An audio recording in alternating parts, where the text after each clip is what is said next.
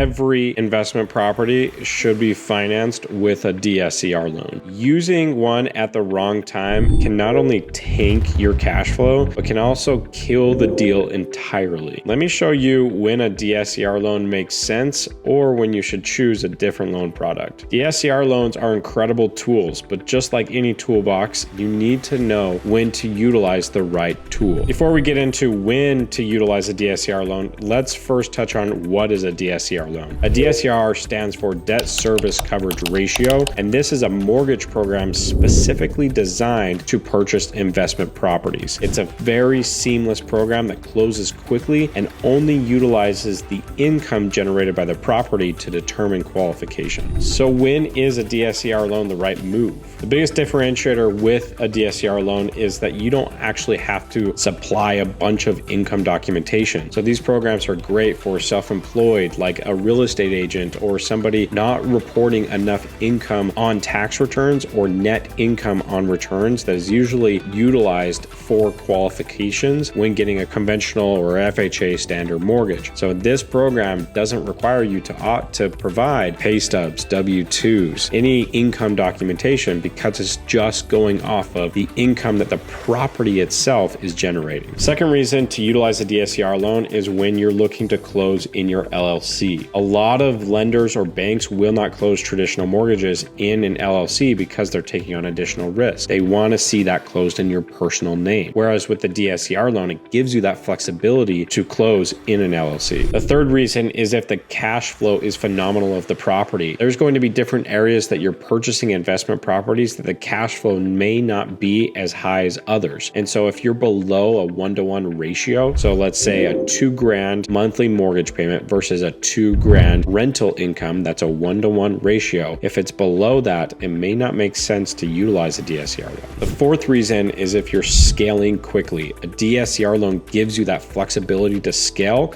as long as you have the capital, because it's only basing your qualification off of the income that the property is generating. So you're able to scale as long as you have capital to invest. And you're able to scale without having to worry about the traditional debt to income ratio qualifications that most of those programs require. And lastly, number 5 is if you need to close quickly. As long as you can get an appraiser in there, these programs can close in a matter of weeks versus a month or 45 days like traditional mortgages. And you get to avoid all of the documentation that's typically required for a traditional mortgage. There's a huge benefit right there. Now let's flip it. When is a DSCR loan not the right choice to utilize? First and foremost, if you qualify for conventional financing for your investment property, go that route, because you're going to be overpaying for a DSCR loan just for the convenience of it. Don't overpay for convenience unless you absolutely have to. Number 2 is if the property barely cash flows. Remember that a DSCR loan is qualifying you based on the property itself. So if you're below a 1-to-1 ratio, it's going to be harder to find financing, and you have to ask yourself, is it even worth it? Number 3, if you're doing a flip. Most of the time, most flip projects are going to be financed with hard money, but let's say you renovate the property and you decide you want to keep it, then you can refinance out of the hard money utilizing a DSCR loan at that point. Let's walk through 2 quick examples of a good scenario and a bad scenario for utilizing a DSCR loan. First, let's look at the good fit. Let's say you find a needle in a haystack and you find a condo priced at $525,000 in Scottsdale that brings in a monthly income of rent of $5,000 per month. Let's say after your loan is done, your monthly mortgage payment is $3,200. You then take $5,000 divided by 3,200 and you come up with a DSCR, debt service coverage ratio, of 1.56. This is above the 1-to-1 ratio and makes for a great fit for a DSCR loan. All right, let's look at a bad fit. Let's say you find a 4-unit property in a rural area of Arizona. Again, a little bit of a needle in a haystack, but it's priced at $320,000 and rents are only about $2,100, everything said and done. Then at the end, your mortgage payment is $2,400. You take the $2,100 divided by $2,400 and you get a below 1 ratio. This does not make sense for a DSCR loan. If you're still bent on purchasing this property, go conventional financing or possibly move into the property itself and utilize FHA financing and only put down 3.5%. At the end of the day, you have to ask yourself, what is the long-term strategy with your goals and the property itself? sale. Sometimes it makes sense to go DSCR financing, and other times it makes sense to walk away from the property or utilize traditional conventional financing or other routes of financing. It's not about the loan in the end, it's about the strategy around the property. If you're sitting on a deal right now and you're wondering, is this a good fit for a DSCR loan? Send it my way. Let's chat, let's go through the numbers and talk about the strategy and what you're wanting to accomplish year over year to accomplish your goals. If this video is helpful, please like and subscribe. If you have questions, comment down below. Thanks again for watching, guys. I'll catch you on the next one.